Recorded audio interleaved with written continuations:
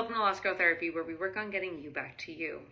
Sometimes you can't hear the whispers of your own heart when your anxious mind is telling you something else.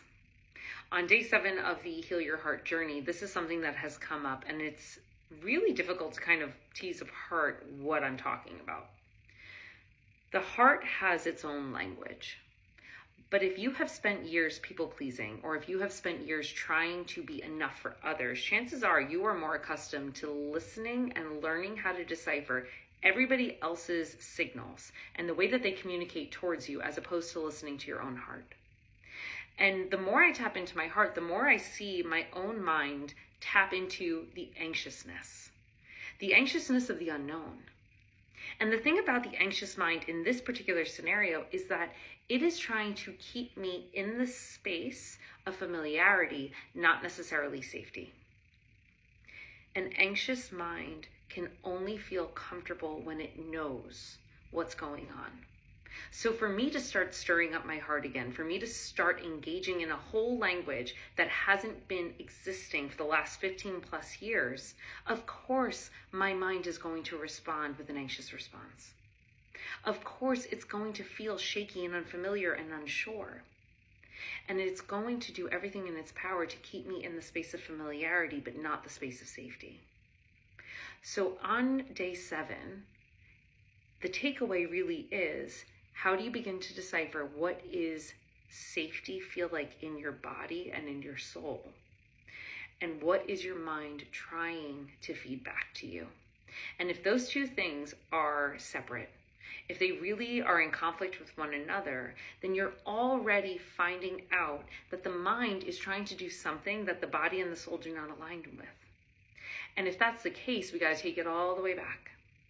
We go back to the space of listening to the soul. We go back to the space of grounding, of being here in the body and saying, I'm listening. What are you trying to tell me? We deliberately try to turn off the anxious thoughts. We silence the mind for just the briefest moment. And in that instant, you're going to find that your heart is going to speak up again. It's going to kick in.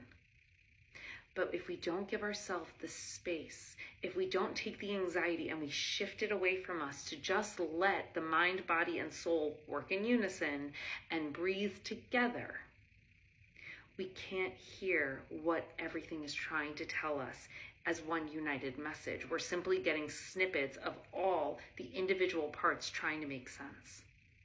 So today on day 7, if you have anxious thoughts that are triggering the inability to listen to your heart, ask yourself this: is my mind trying to keep me in the state of familiarity simply because it can't see what's coming? Or do I feel on a soul level, on a physical level, on a heart level, and on a mind level unsafe? Because either signal is going to determine a different set of actions. And if it is the space of staying in familiarity simply because we can't see what's coming, to that I would say, let's take a moment to shift the mind out of the anxious thoughts and perhaps lean into the curiosity of what's to come. Because in the unknown comes the learning, it comes the knowledge. It comes with all of the excitement of change, of things that we have yet to experience simply because they have yet to come in. But that journey is one filled with magic and excitement simply because we are listening to what is showing up for us as it shows up for us.